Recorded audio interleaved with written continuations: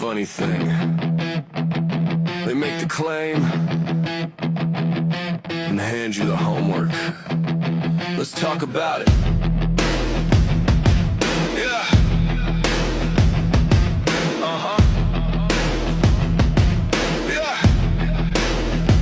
They shout out the story like it's carved in a stone, but when you ask for evidence, suddenly no one's home. They flip the script quick, say the burden's on you, even though they're the ones proclaiming what's true.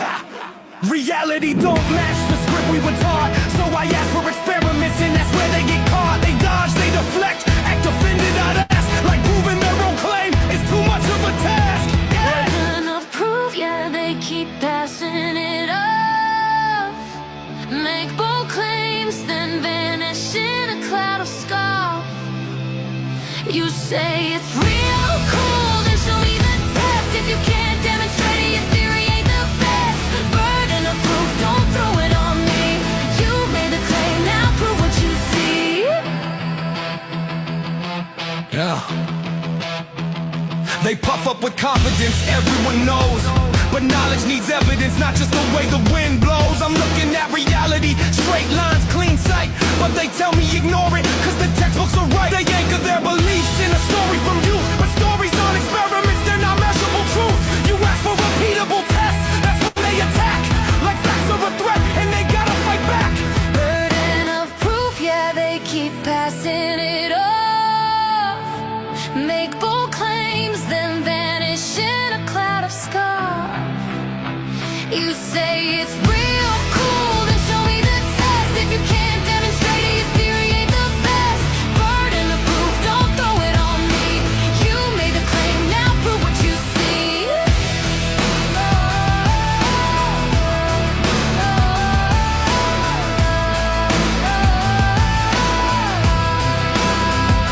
Opinions ain't evidence, belief ain't a fact, and no amount of shouting never changes that. If reality don't match the script we're given, then questions ain't driven. Burden of proof, yeah, it's yours to hold. Every claim you make needs experiments bold. Don't hand me the homework for your storyline. If the world is what you say, then measure it, show it, define.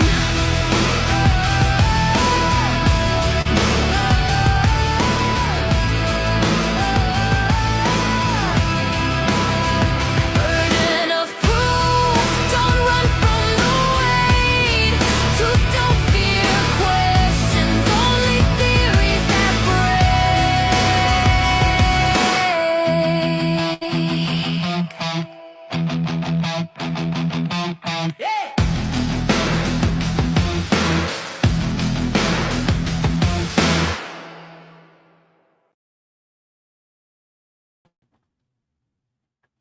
Hey, what's up, everyone? Hello, and welcome to a brand new episode of Heliopsychosis podcast.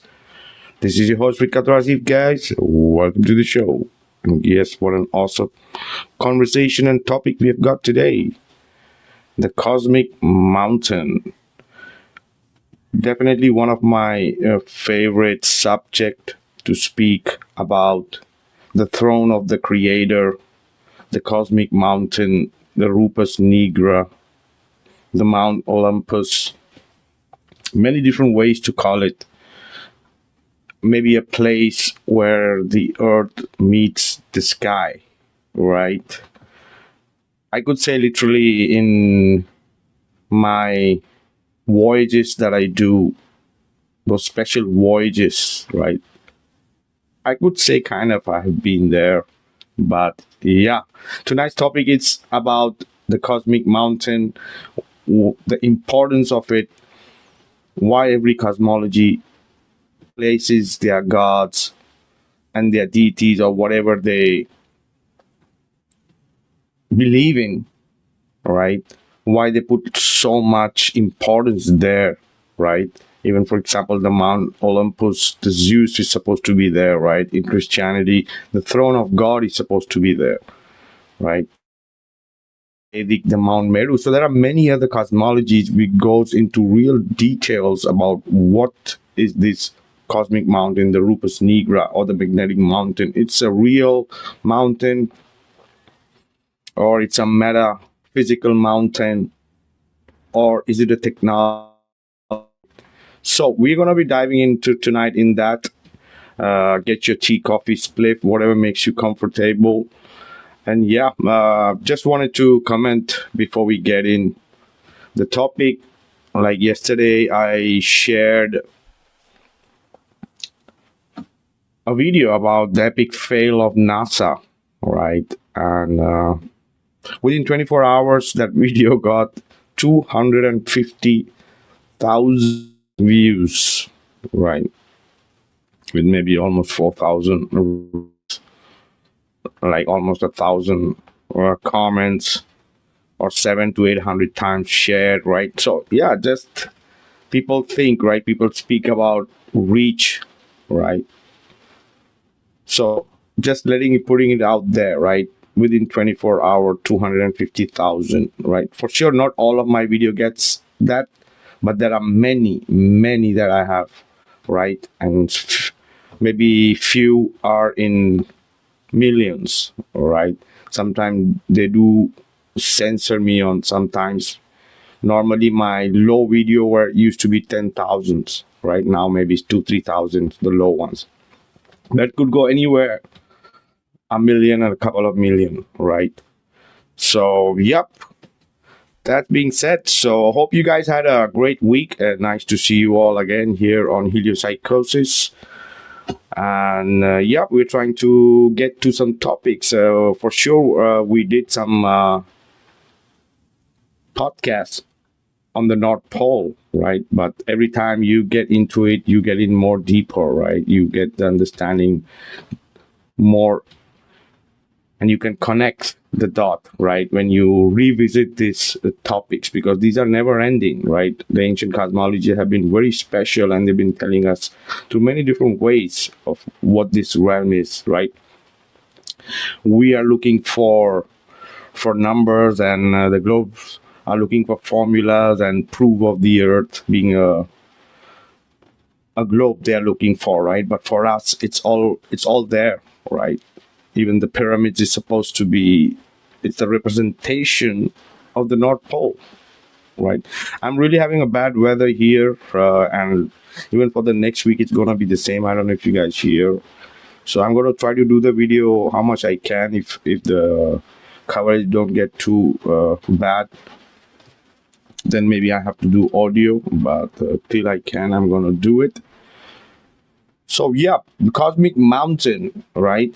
A place like where the heaven, the earth, and the myth gets together. That's what it looks like, right? The cosmic mountain, according to many different cosmologies.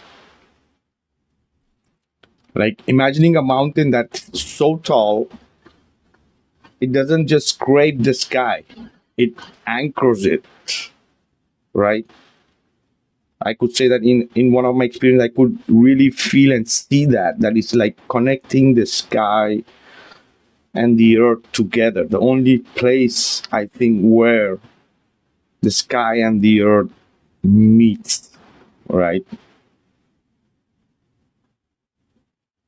Like a mountain like that holds the cosmos together. Like it's the spine of the whole mechanism, right? How it functions, everything, it holds together. That's why it's the center. The real meaning of geocentric is all connected to the North Pole.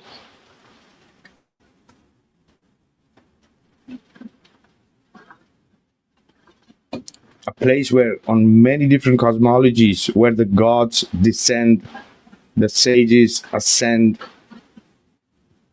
right? And the whole cosmos spins above it. That's the central axis, right? Point.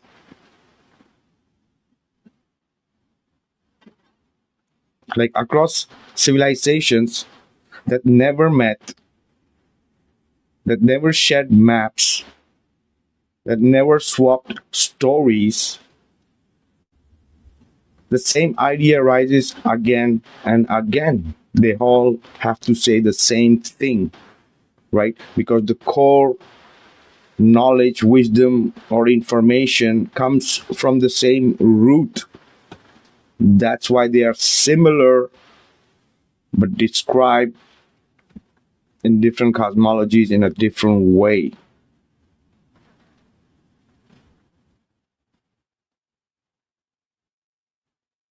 A cosmic mountain with different names, with different myths, but one similar shape, right? Like the tree of the life. And today we're going to be climbing that cosmic mountain. We'll be visiting all the different cosmologies and seeing what they have to say according to them, right?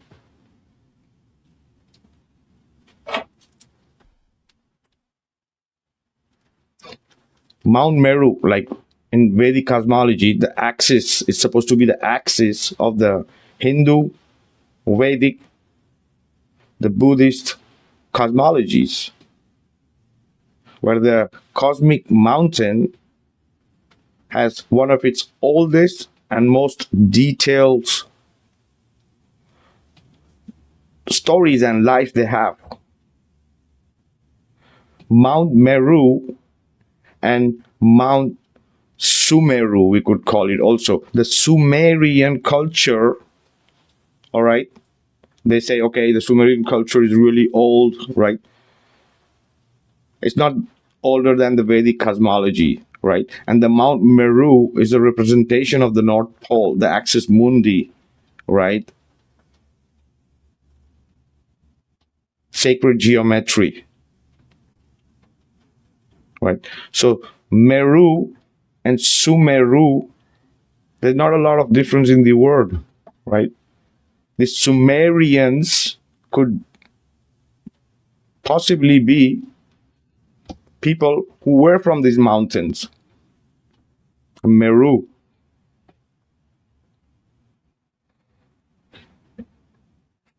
It stands at the absolute center of the universe of the Hindu and the Buddhism and the Jain cosmologies, right? It's three different cosmology believe in the same thing, the Mount Meru.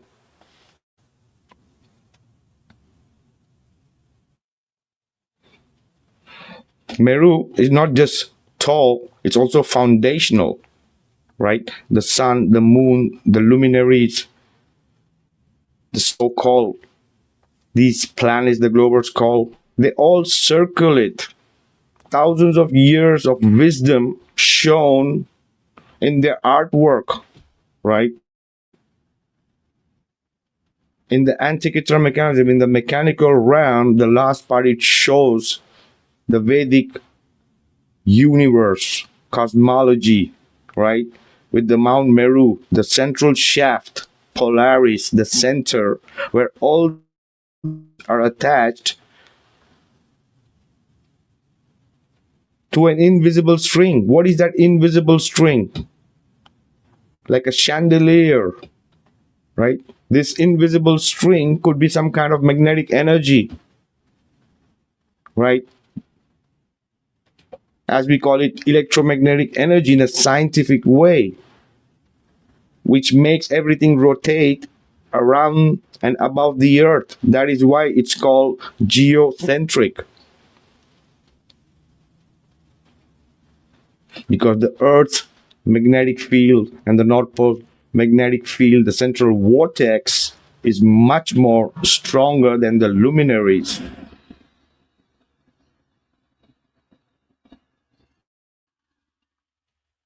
That is the reason. So that invisible string is just a metaphysical way to explain how the realm is moving, functioning with all the to that North Pole, to Mount Meru.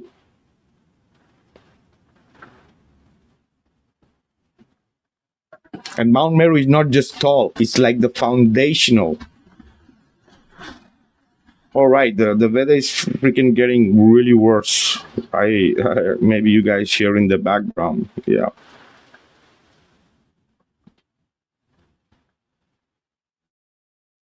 The heavens stack above it, right? Every cosmology speaks about seven heavens and seven intra-world, right?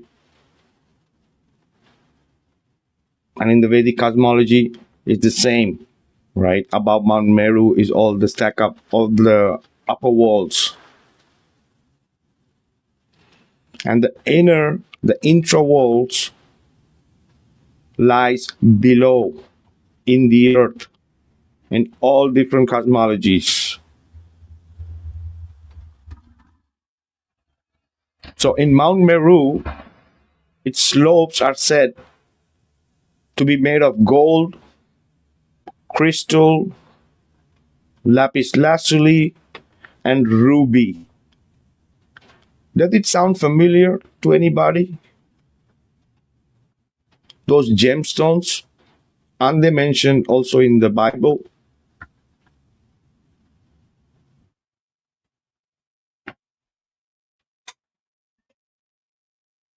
And at its summit lies the city of gods, the Palace, right? From where those four rivers from the heavens are supposed to be falling, which we also have in the ancient maps, the center with those four rivers. Why does all this sound so similar? Why? Yeah, because they understood this universe dash cosmos really well. They were not making shit up, right? And these globe tarts are lost here in this fake sci-fi, right? But they do all copy. I'll tell you guys one thing. They do all copy from all these ancient cosmologies. All their games, all their sci-fi are all rip-off from this ancient cosmology, because these people don't even have the mind, the capacity, their brain doesn't have capacity to write or think something like this on their freaking own. And in general, human race in general is not capable of making this shit up like this. Everything you see in Star Wars, everything, Avatar, all their sci-fi shit, it's all rip-off from all different cosmologies.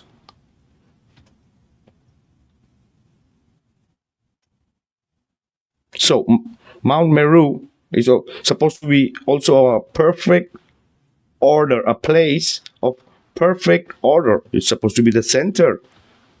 It has to be ordered, untouched by decay. Meru represents cosmic stability, right? Everything holds together there. Everything comes out of there, right? From that tree of that vortex.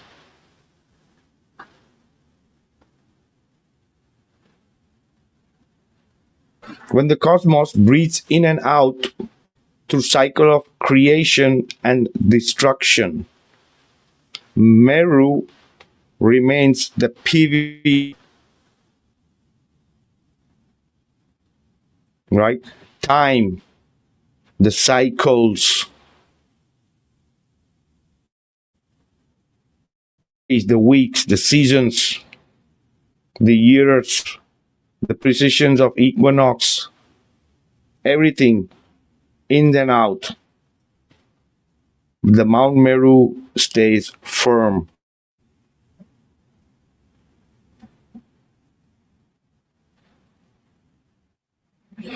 In Buddhist cosmology, Sumeru becomes a moral geography. The higher realms rise upward, and the lower realm sink downward. It's all about frequency, right? And your position in this universe reflects your actions. So Meru is not just a mountain, it's the universe or the cosmos or the realm explaining itself.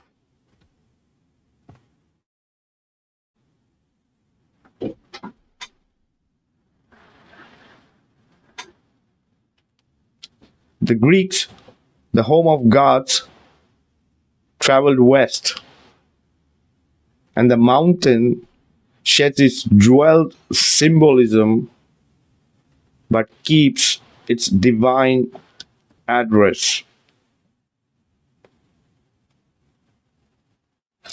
Mount Olympus. Unlike Meru, Mount Olympus exists on a map, right? We all saw the map with the 4 rivers. It's literally shown there on the map, known as Mount Olympus, that exists. Right? Some people say you can hike it. Some people say you can stand on its slope. But in Greek mythology or cosmology, Olympus isn't merely a peak. It is removed from ordinary reality. Hidden, maybe like Eden. Maybe that's the mountain in the Eden, which is hidden in the clouds, wrapped in the clouds.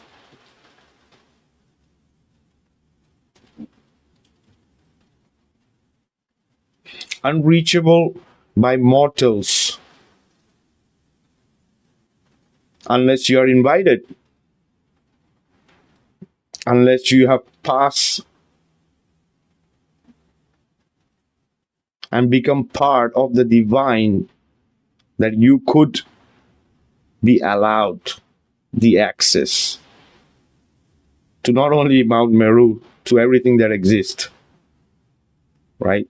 When you are in one with the divine, it shows you what it has, what exists, which is beyond what our eyes, these 2 eyes, can see, right? This is what it means, unless invited. And to be invited, you have to be prepared, right? You can just be inviting anybody, right? Olympus is where rules, where divine drama unfolds, where fate is debated like a council agenda.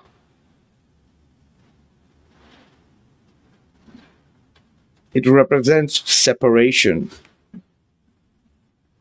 Gods live above it, on it. Humans live below.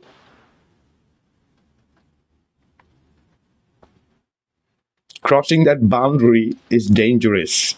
It's transformative, often fatal if you're not prepared. Meru is a cosmic architecture. Olympus is a divine politics, a court, a divine court, according to Greek cosmology, right? Where maybe the divine, maybe they decide the fate of humanity through different cycles, right? It's interesting, Zeus, right? Interesting name for a god, Zeus, right?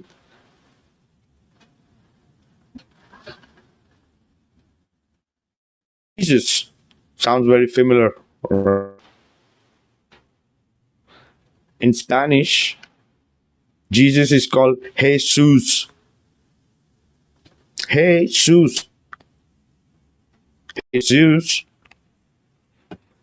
I'm only pointing it out, the similarities, just said in a different way, right? This is what I'm trying to say. I'm not saying anything else. Right now, I'm going through just a little bit of a bit of all of this, a little bit, but I'll get a little bit more detailed later ahead. So, Mount Kunlun, the Taoist axis of immortality, right? In ancient China, where the cosmic mountain became a strange, fluid, and elusive mountain called Kunlun, according to the Chinese. Kunlun is something, a physical place, sometimes not. So what it means that it shapeshifts, right? Sometimes it's in this three-dimensional reality, and sometimes it's not, right? It shifts, it hides, it shows up to certain, right? In Tao mythology, Kunlun is the dwelling of the immortals. Again, sounds very familiar. The garden of the queen, mother of the West, keeper of the peaches of eternal life, where rivers flow outward from Kunlun to nourish the world. Again, very similar to Mount Meru, where the 4 rivers come from the heaven. Very similar to Mount Olympus with the 4 rivers, right? Why? Because it's all the same. They are showing the importance of the North Pole that exists. Why there are no gods or mountain for the South Pole? Why? Right? Why is it not there? And people ask for proof and evidence, right? Why is not there a cosmic mountain in the south with gods upside down? Why aren't they there? Because there is no South Pole.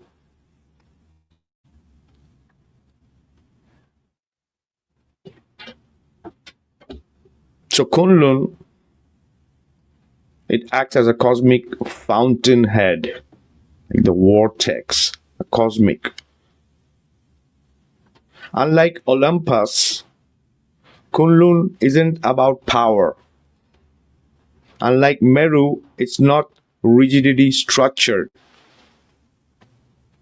Kunlun represents harmony with the Tao, a place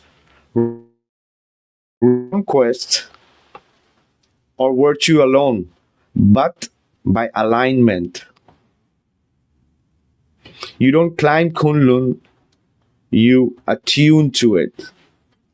Right? Exactly. It's like the true way of connecting.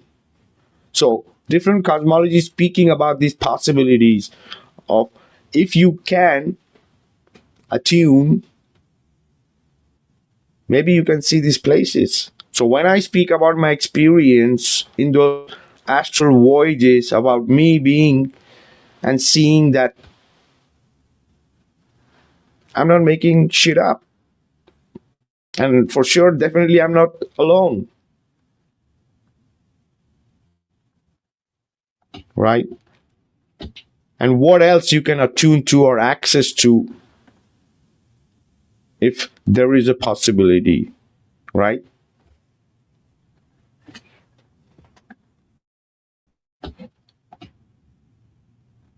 So it's all about getting yourself to that frequency that automatically aligns and connect you to this intelligent creation.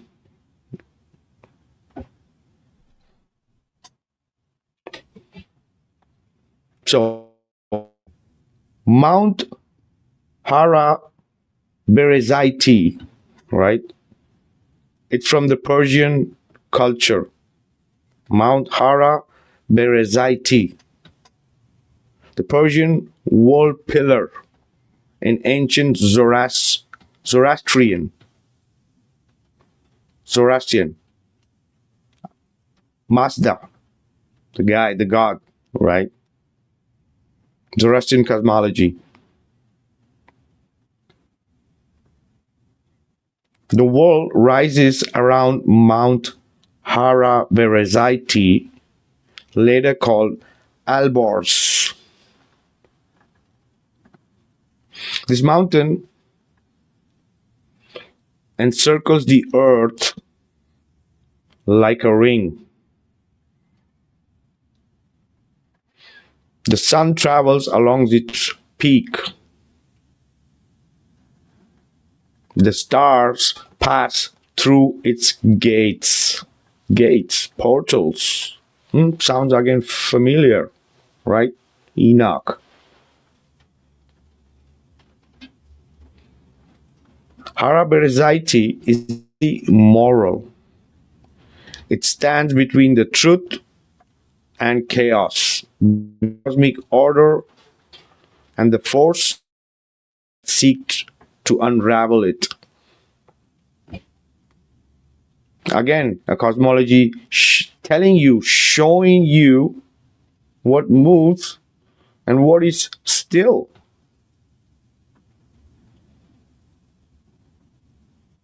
We don't need these so-called sellout academics and scientists that they can sell for whatever to tell us what this realm is. The ancients have been telling us from thousands of years old in simple way. And the people who think that these people don't know anything, check all the structures, check how the ancient gadgets work.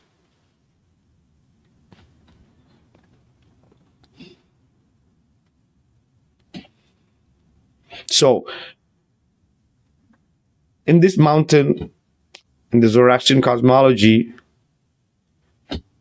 it's almost like a battleground, right? So people, it's a different concept, but it's there something, a battleground between the upper and the lower world or the middle world, whatever is the concept, but it's there, right? Another place.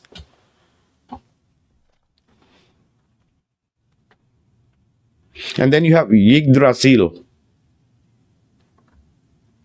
My favorite, one of also of my favorite. All are my favorite, right? I also had an amazing with the Mayan cosmologies for sure. That needs a whole also a whole episode on itself, right? The Norse cosmology also is amazing. All of them, it's all of them. I'm not saying one is the best, right? All of them have their truth. All of them. So we all know Yggdrasil, right? The Norse cosmology as the tree of life, right? Which represent the roots are in the ground, the lower world, the mid world, and the upper world, right? And all the different gods and deities and everything else, right? Amazing cosmology, amazing representation. Again, the tree of life being shown as the whole universe, as the whole cosmos, as a tree, right? And at the highest part is where it's supposed to be the Asgard. I did a whole episode on my voyage about my trip to Asgard, right? If anybody here is interested, you can just go back and find that one out, right? For sure, I'll be doing more of these rare kind of strange podcasts where I sometimes spontaneously, it's not prepared, it's not to maybe tell about these voyages. Maybe the people need to know, right? So I will. It's not that these are the only I have had many of the voyages. If it's for me, every week I could have one where I could go into it. But yeah. Beautiful, right? Trees are important. Trees, without trees, we are nothing. We are almost like trees. Right? See our lungs, see our nervous system, see the blood, how it flows at the micro level. It's like the earth. I could say one thing, humans are really special. What these globetards and these people want us to believe that we are the speck in this vast fake space. No. Human, a human, the human, I'm not speaking about man. Human are very special, right? That's why we are there in the center of this creation. We are not above and below, but we are there. We are so much in the center that we are in the middle. We are here for something. We are here to learn, right? So trees are amazing. They feed us, they shelter us, they cure us, right? If we could save our environment and open our freaking eyes that all these corporations are destroying it for their own gain, right? But I also believe in the nature, in the mother nature, the cosmos, that when it gets to that level, to a point that it becomes a threat, antidote will be given, right? Mother nature is true, very intelligent. We are just small part of that function, and it's not going to let everything be destroyed because of this, right? It wasn't like that. The humans were not always like that, but you see all the different cycles, all these times, right? So our sure cleaning is going to happen when it's required. Maybe we are already near it, who knows? Getting back to the trees, right? Beautiful the knowledge. So the tree, the world tree, they call it the world tree.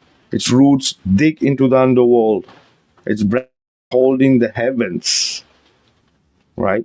All different of things that could exist. Also, I could say that we are not the only one that exists, right? For sure, we are very special, but we are very different kind of variants, and also the animals, right?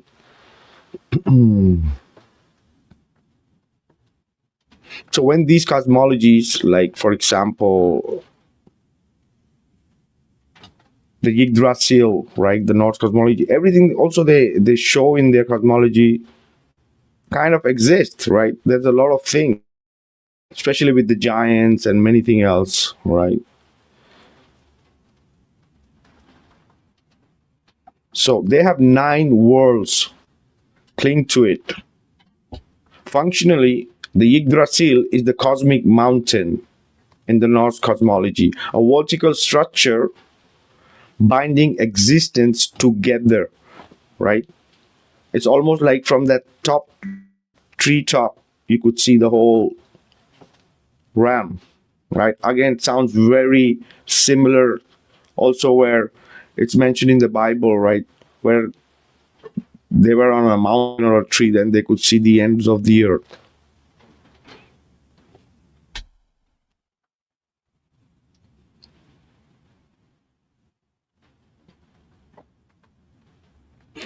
But unlike Meru's perfection or Olympus' stability, Yggdrasil is vulnerable, right? Because it's almost like connected to all the different realms, right? Could be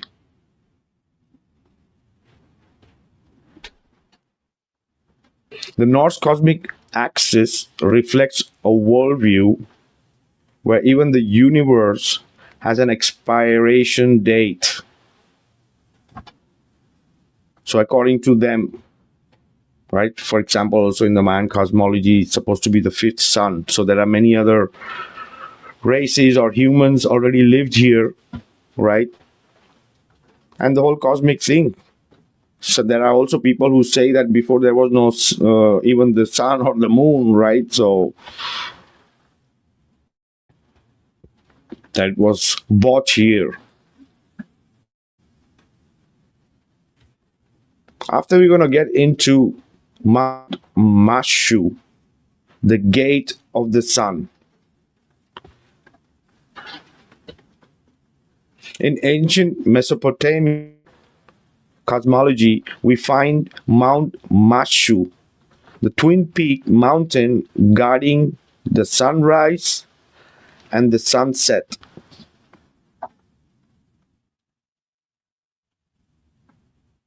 In the Epic of Gilgamesh, so the people who don't remember the Epic of Gilgamesh, it's supposed to be this Mesopotamian story of the gods, how the earth was created, Tiamat, right? Coming out of water. And these people are mixed this up with their spaceship, right? About the moon hitting the earth and became something like, hitting each other and creating the moon and the Tiamat. They're all taking from the real ancient cosmology's creation story. As I said, they don't have the mind developed to come up with these things.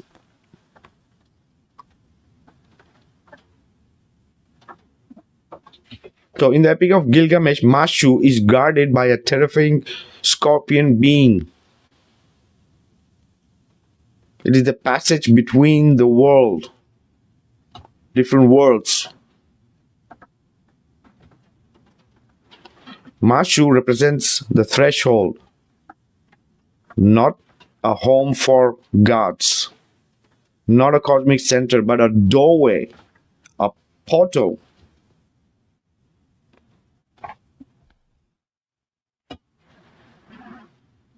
From the middle to the upper, or from the upper to the middle.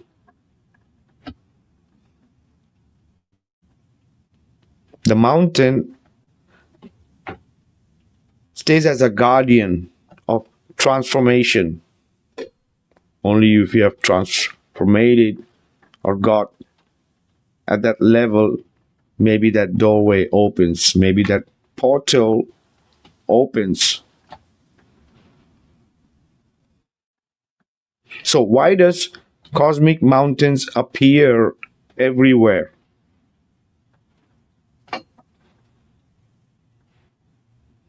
These cultures didn't copy each other, yet they all created that same reality as a vertical tree, mountain, energy, portal.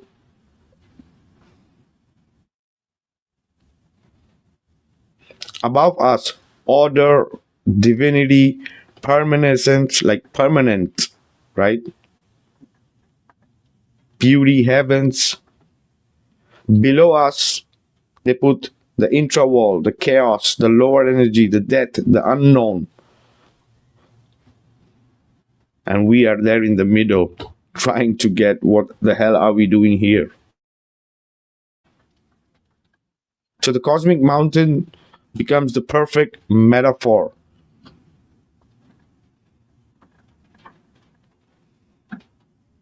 It connects realms. It rises without floating. It stands still while everything else moves. The cosmic mountain is humanity's pointing upward and saying there is something more, and it has structure.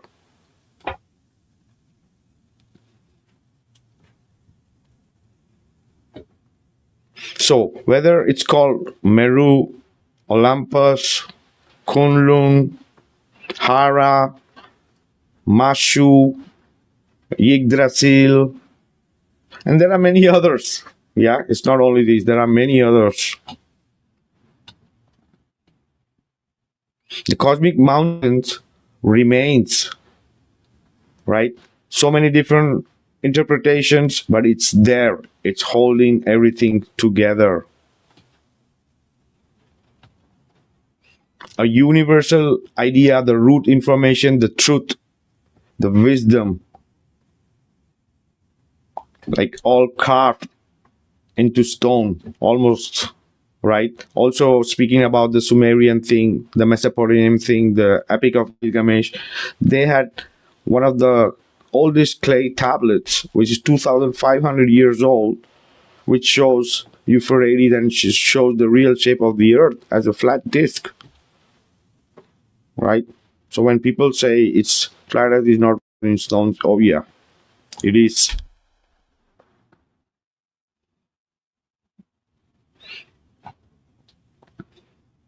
So the world needs a center, right? We all know when there's a town, when we have a town, we have a center, right? And the heaven needs an address. And humans staring up at peaks wrapped in clouds have always known that some truth lives higher than the ground level.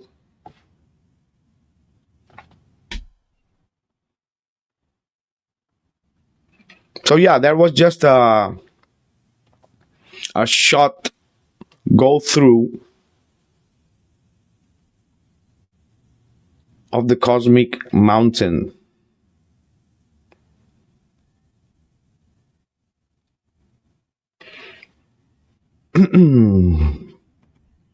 I need to, oops. Alrighty. I'm gonna take a quick break. I'm gonna say hello to the people here. Alrighty, hope you guys are doing great. There's J.R. Hartley, Serena Hamilton, Anonymous, no, Mouse 3666, Brian Roy, True Earth Whisperer, Matrix Reject, Cherokee 4 Jacks, Dan MC Level Blinder, Ryan's 7426,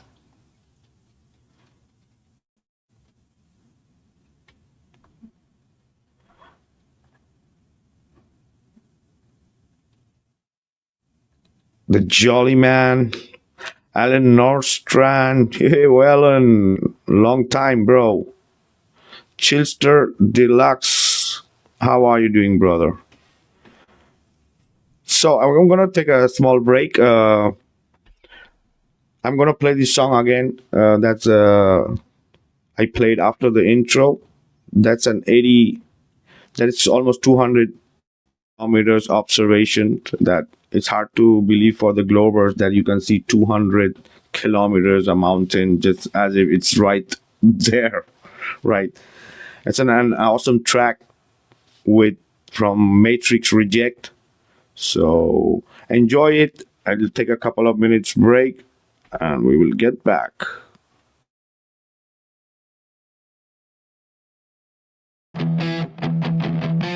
Funny thing, they make the claim and hey, homework.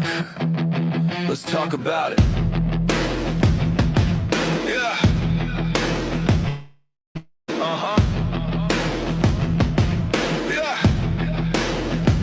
They shout out the story like it's carved in a stone, but when you ask for evidence, suddenly no one's home. They flip the script quick, say the burden's on you, even though they're the ones proclaiming what's true. Reality don't match the script we were taught, so I ask for experiments and that's where they get caught. They dodge, they deflect, act offended, I'd ask, like proving their own claim is too much of a task. There's enough proof, yeah, they keep passing it off. Make bold claims, then vanish in a cloud of scoff. You say it's real cool, then show me the test. If you can't demonstrate it, your theory ain't the best. Burden of proof, don't throw it on me. You made the claim, now prove what you see. Yeah. They puff up with confidence, everyone knows. But knowledge needs evidence, not just the way the wind blows. I'm looking at reality, straight lines, clean sight. But they tell me ignore it, cause the textbooks are right. They anchor their beliefs in a story from youth, but stories aren't experiments, they're not measurable truth. You ask for repeatable tests, that's when they attack. Like facts are a threat, and they gotta fight back. Burden of proof, yeah, they keep passing it off. Make bold claims, then vanish in a cloud of scoff. You say it's real cool, then show me the test. If you can't demonstrate it, your theory ain't the best. Burden of proof, don't throw. You made the claim, now prove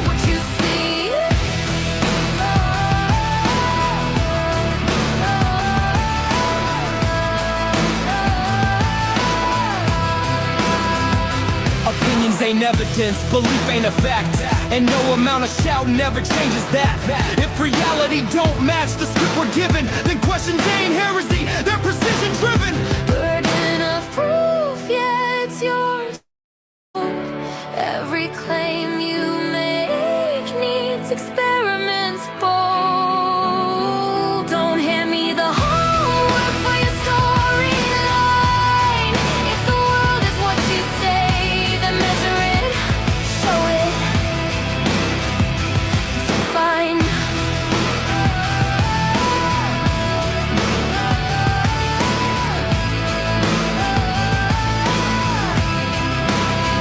Burden of proof, don't run from the weight. Truth don't fear questions, only theories that break.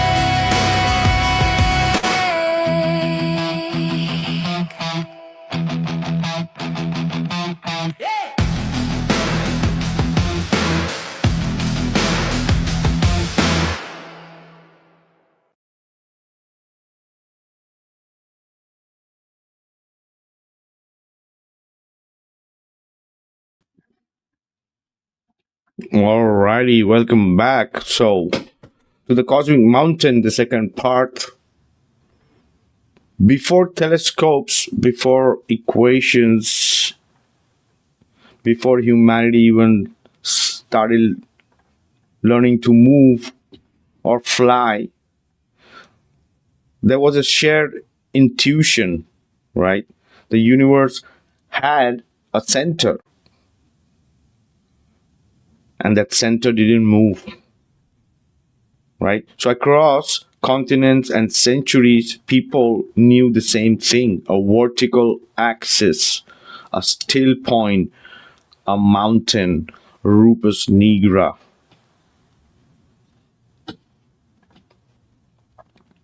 Right? Above which the sky revolved above it. That's the first truth of ancient cosmologies.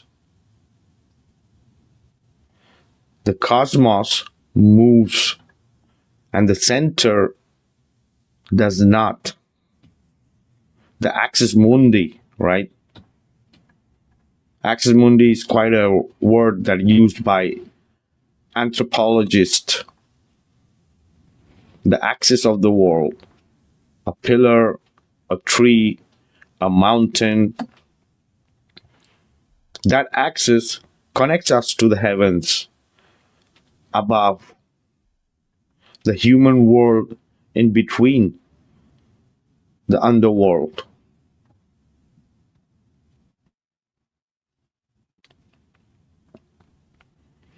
In geocentric cosmos, Earth doesn't wander. It is seated. It is anchored. And from its heart rises the cosmic mountain. And that's not primitive ignorance. It's symbolic physics. I'll say it again. It's symbolic physics. Motion requires a reference. The rotation of the cosmos still implies to a still point, which is the Polaris, which is the cosmic mountain. And that's the reason that mountain stands. The luminaries begin their dance. The sun or the luminary, they just don't dance freely in this cosmic dance. They have to obey the law. They cannot go beyond their designated orbits because of that mountain. The moon also doesn't drift wherever it wants to go.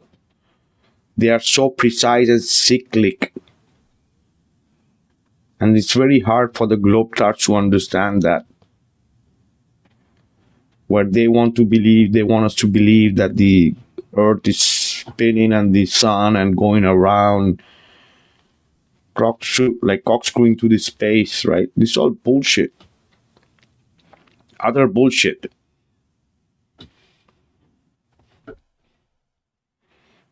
So everything circles above that reference point.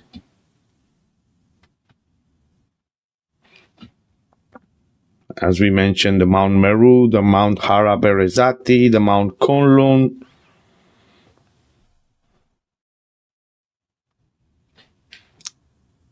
And some, according to the known world, they say the invisible summit above the North Pole, right? They call the magnetic north.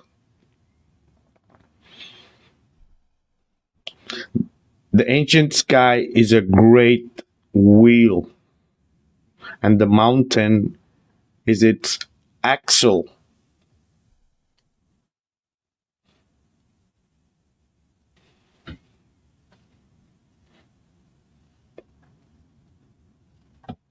The mountain made of gold, a mountain that defines heaven itself.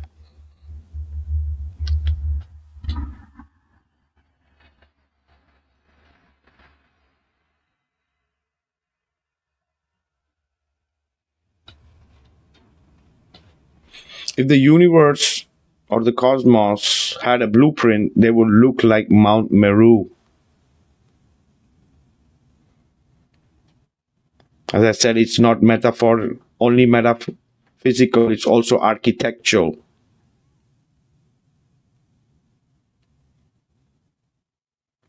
And it literally says in the Vedic cosmology that the Mount Meru stands at the center of the world disk. In the center of the world disk.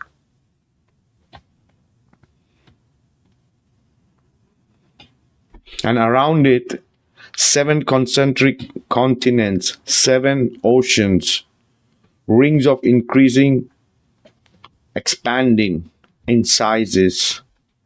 Above it, luminaries, realms, Brahma's domain, or Abraham's domain, we could call it Brahma, right? Same thing, below Iranian world, the serpents, the dragons, the hidden fires. Everything have elevation, everything is layered.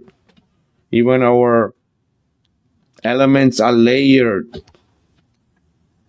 The way the elements are, everything also physical that you touch is all layered. Everything has order.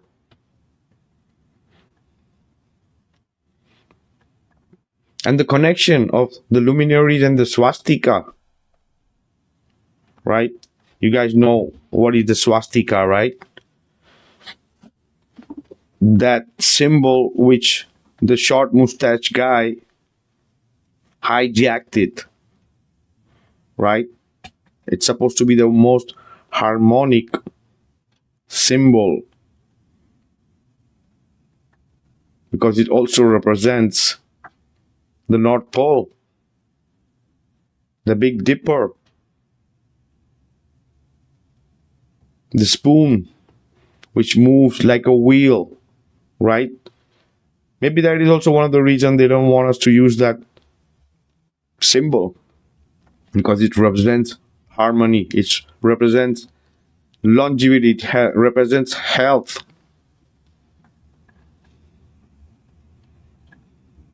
It represents abundance. So long before politics poisoned it, the swastika was a cosmic diagram. A cosmic diagram.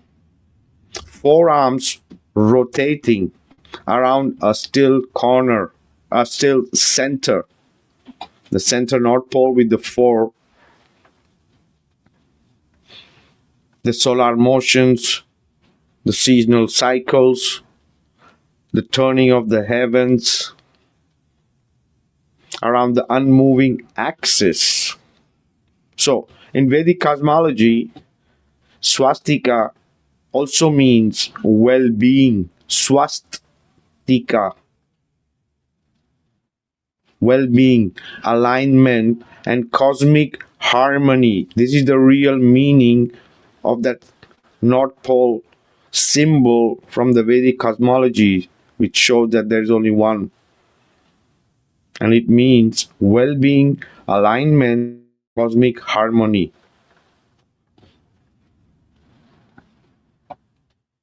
The swastika is the sky seen from above.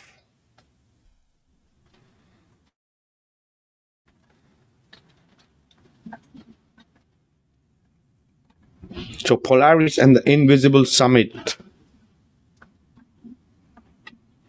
Like the Meru is a subtle point.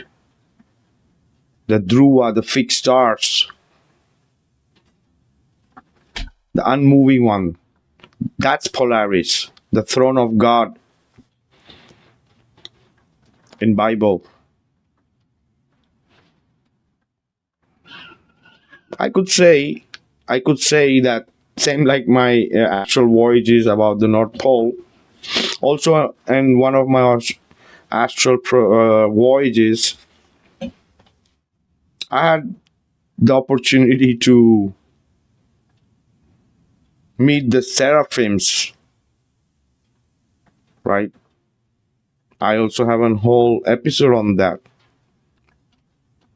about meeting the seraphims. And the seraphims are supposed to be the more near to the creator. I don't know why that experience happened, right? I don't know why it happened, right? But it did happen. And according to this, the seraphims are supposed to be the guardians. That's, I think, the more near you could get to seeing the God in a way. I'm not saying that I didn't choose this. It just happened, right? So it's almost, if you guys remember that image of one guy peeping through the dome, right, about flat earth. I know most of you guys know that it's a painting, ancient painting with a dome and a guy's peeping outside. And if you see on the top, you see all those different angels are supposed to be there near the throne of God. And one is supposed to be the seraphims. I'm just letting you all know that it's not only about one particular cosmology that I connect to or it connect to me. I don't know. It's the same. It's give and take, right? The throne of God, made of all these amazing gemstones. I cannot define how were these angels, but yeah, I could say that it's one of the most beautiful things and most, I couldn't say scare, but yeah, all you could do is just witness it. You couldn't. Anyway, guys, Polaris, according to science, where the heaven rotates, right? Polaris barely moves. Scientifically, we know that, right? Observations show that it doesn't move, right? So apart from all these ancient cosmologies that have these details in this data, also we have in the so-called science, the Polaris.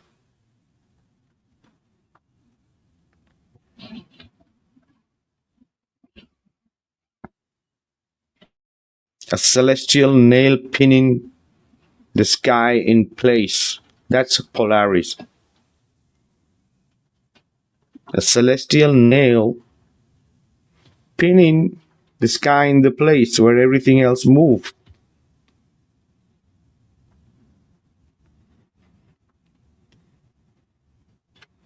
So the summit of Meru does not touch the cloud. It touches the period of the stars.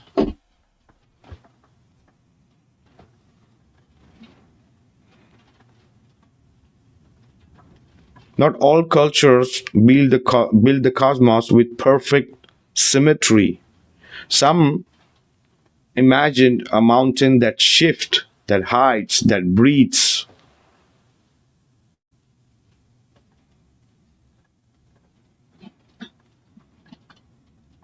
So the Mount Kunlun and the flowing axis.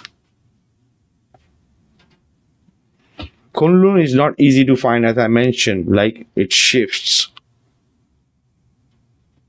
So Kunlun in Chinese cosmology, the Mount Kunlun exists in the myth, in geography, in dreams, right?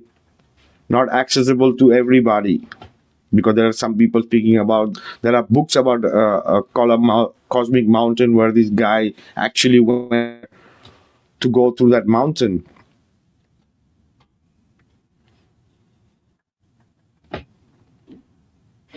So the Kunlun is like the Meru and all others. These are dwelling places of the immortals, the sources of the rivers, the gardens of the eternal.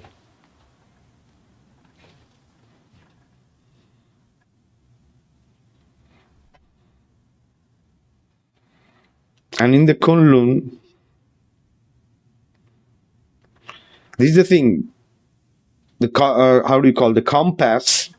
Also is a very ancient device. Also was invented in China, and they have this whole legend about this emperor living on the throne of North Pole, where they used to use the lodestone with a square and spoon made of lodestone, which is to point to the north, which evolved into a compass, another device which shows and proves what this realm is. We all know the compass destroys the globe Earth.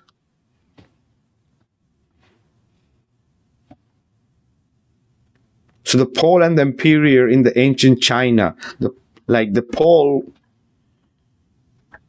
was like almost like a celestial empyrean, which was seen from above everything that is happening, and everything that is, the sky is rotating above, very similar also to Christianity.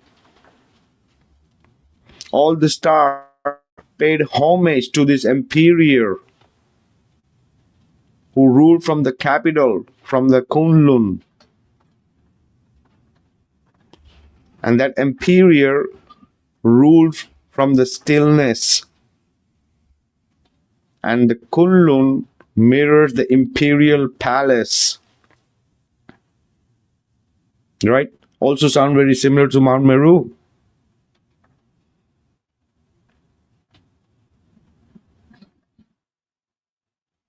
So the sacred center governs motion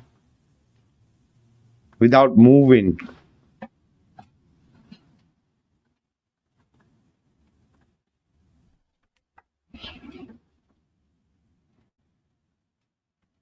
So yeah, it's crazy. It's crazy. This is so much. It goes in detail about this mountain.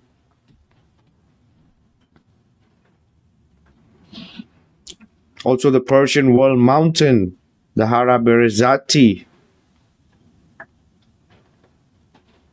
and the Zoroastrian, the cosmos. As I said, it's a battlefield.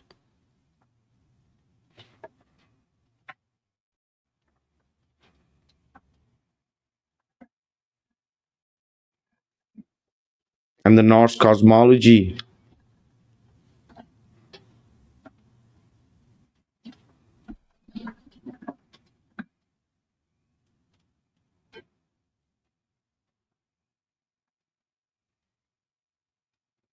Mashu, the Mount Mashu in Mesopotamian cosmologies.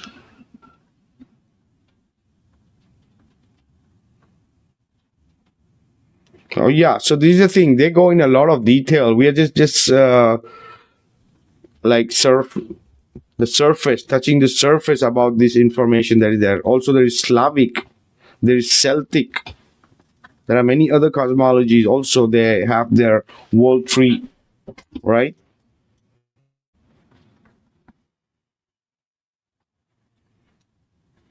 Yeah, it's one of the ultimate proof, right? From of years, even as I said, pyramid is also supposed to be one of the proof that it shows that the only center of the earth world that exists.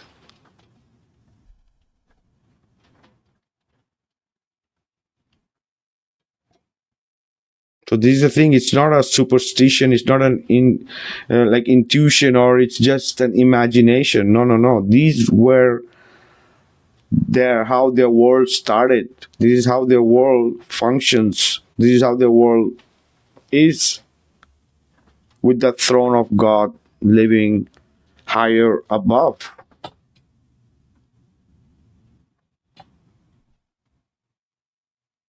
All the structures that align to the north, and the importance of it, where from everything could be controlled in a way through these gods and entity in every other cosmology, all the ones which we have, all the different ones, including the Bible, right? Jesus Christ is supposed to be sitting on the throne of God, watching us from above, right? So this is the thing. We have the truth. We have the wisdom, the information, the root information, right? What this world is. And the North Pole is one of the best example, observation way, scientific way, like ancient civilization, and trying to understand what they thought, and what all the gadgets we have, all the structures there are, all the timekeeping that's been done, right? From all ancient cosmologies, right? Even the Mayans we didn't even cover. They also have a mountain like a pyramid, right? It's more than we can handle. The knowledge is there, the information is there, but ready to go into it, right?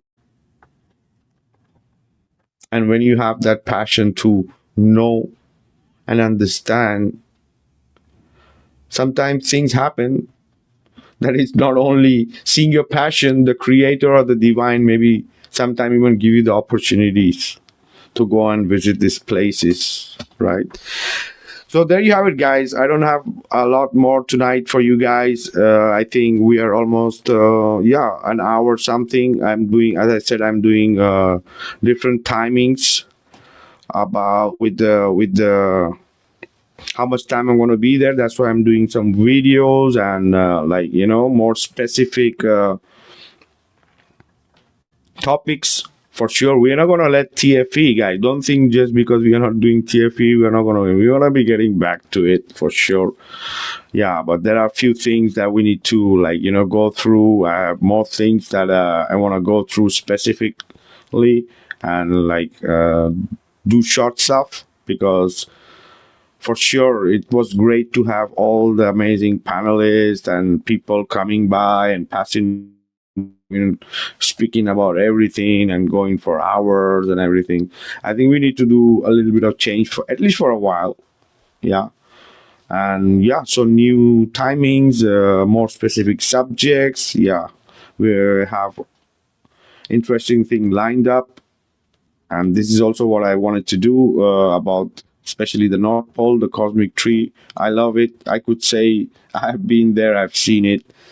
Not maybe in this physical form, but that's not the only way to travel. But I'm not going to go inside that a lot of detail, right? Yeah, there are different spiritual way of connecting and accessing to all this information that is not only that you could imagine and read and know, but actually see it and feel it. And there's a lot. This whole realm is very amazing, right?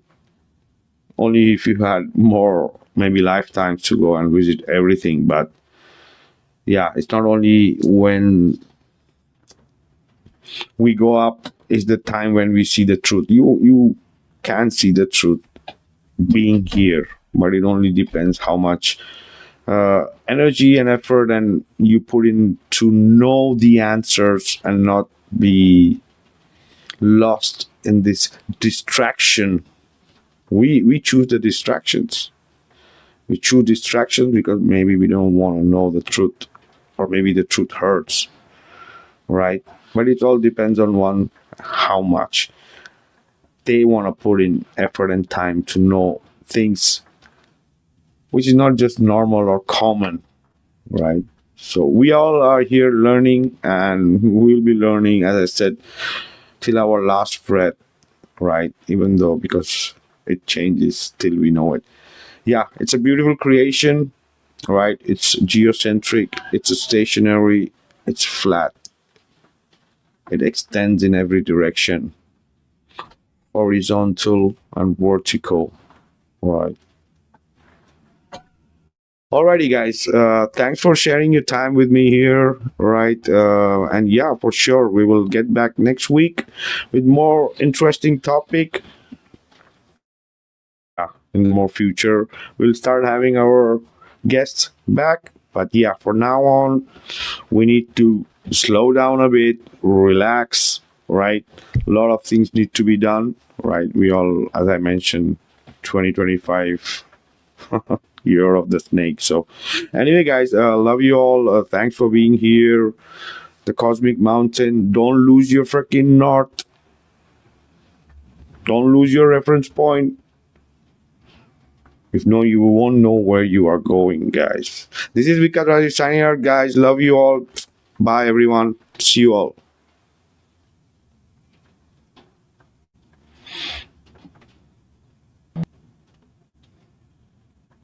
Funny thing, they make the claim and hand you the homework. Let's talk about it. Yeah.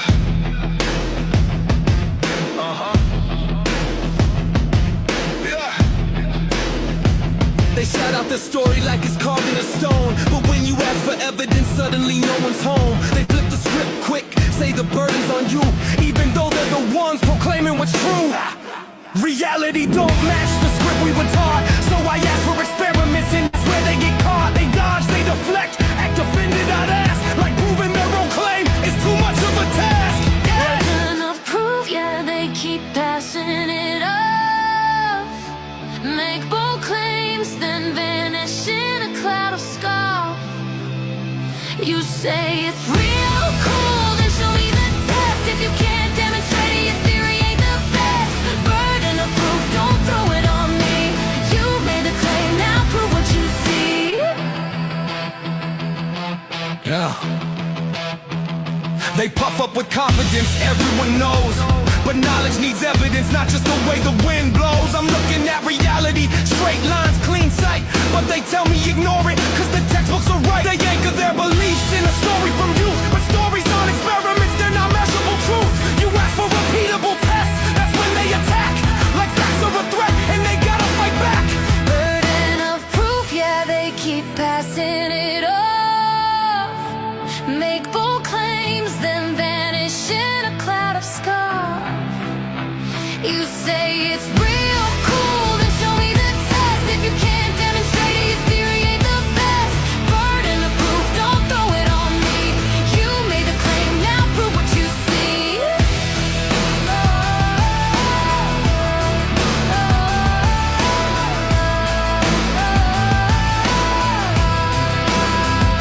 Opinions ain't evidence, belief ain't a fact, and no amount of shouting never changes that. If reality don't match the script we're given, then questions ain't heresy, they're precision driven.